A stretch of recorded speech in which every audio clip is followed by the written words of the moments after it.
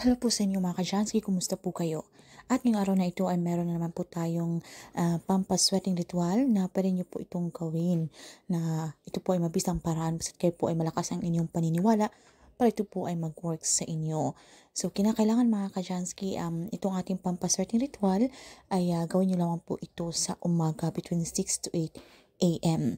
So gamit lamang po mga ka-Jansky yung isang sibuyas, buong sibuyas. Alam niyo ba na ito po ay malakas mag-attract ng swerte at ito rin po ay panlaban sa mga negatibong enerhiya o kamalasan yan, special po sa inyong mga tahanan na kung saan na feeling niyo po kayo po ay minamalas na tila po kay ilap po sa inyo ng swerte. So pwede niyo po itong gawin, okay? Ang napakasimpleng ritual na ito at ito po ay madali natin makita sa ating mga kusina at sabayan lamang po natin ito ng asin, okay? Aside po sa isang buong sibuyas, gamitin din po natin yung asin, okay? Isa rin po ito na malakas po yung para sa mga negatibo na yan nananahan po sa ating mga paligid o hindi naman po kaya ay mga inggit, okay? Kung meron po kayong mga negosyo na sila po ay meron po mga tinatawag na mga evil eye na yan na ayaw po nilang kayo po ay umaangat na nakikita nila na kayo po ay feeling nila na uungusan na ninyo sila. So, alam niyo po yung mga evil eye na yan o mga black magic. So, ito po ay pwede nating gawin mga simpleng paraan para tayo po ay maprotektahan.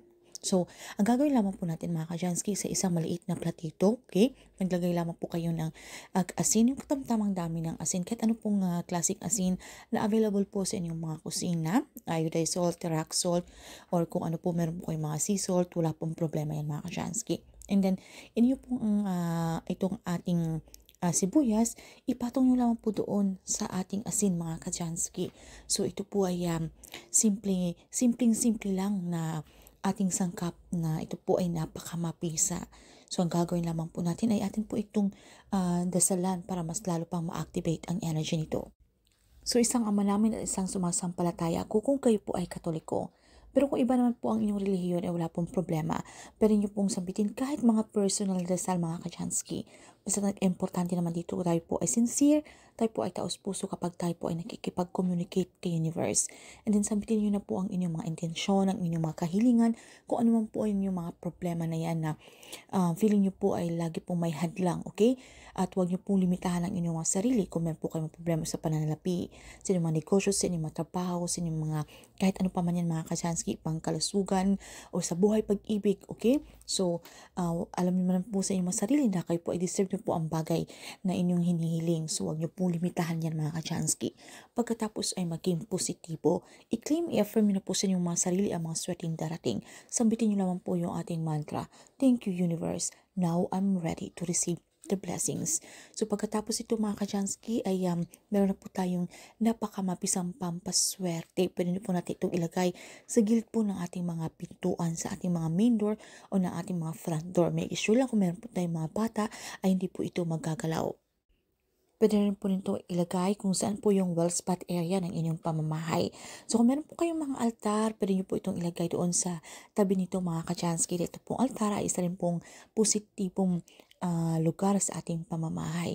At kung meron naman pong sakit sa miyembro ng inyong pamilya, pwede nyo po itong ilagay sa ilalim po ng kanilang mga kama. Alright? So hayaan nyo lamang po ito doon mga kachansky hanggat sa mangyari po ang inyong gustong i-manifest. So, kung hindi pa man po nangyayari, ay huwag po kayong mapahala. So, normal lamang po yan. So, keep manifest mga kajansky. And of course, pag meron po tayong ganitong mga pampaswerte, sabayan lamang po natin ito ng pagsusumikap. Okay, aksyon, mga pagpaplanong gagawin. So, huwag po tayong huminto ng mga kung ano po yung ating iniisip na makakatulong sa atin para tayo po ay umangat sa ating buhay. So, huwag po tayong maging tamad na umupo na lamang po sa isang tabi na tayo po ay magre-rely na lamang po sa pampaswerte dahil meron po tayo nito ay mag-aantay na lamang po tayo ng grasya. So, hindi po ito ganun. Huwag po nating papansinin at tayo po ay magpakabisi kung paano po tayo umangat o yumaman. Okay? Dahil hindi po natin na mamalayan na meron palang mga windfall o mga swerteng darating sa atin na hindi po natin na mapibigla po tayo na meron pong kumatok sa ating mga pinto na andyan na pala yung ating inaantay o meron po tayong makakasip tayo ng notification sa ating mga cellphone na pumasok na po yung pera sa ating mga bangko o diba? So, kinakailangan mga Kachansky tayo po ay maging positibo lagi, okay?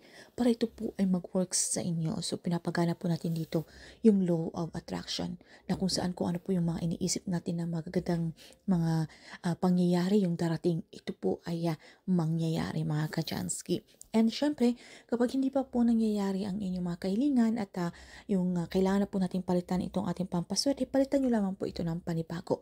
Wala pong problema yan mga Kachansky kung kinakailangan na pong palitan, kung lalanta na o natunaw na po yung ating asin. So ikapon nyo lamang po yan, i-dispose nyo po sa labas ng inyong pamamahay sa ating basurahan. Okay, wag po yung sa loob.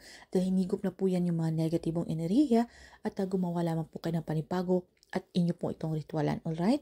So ilan po mga Kachansky, good luck po sa inyo at maraming salamat sa inyong lang sa pakikinig dito sa ating channel.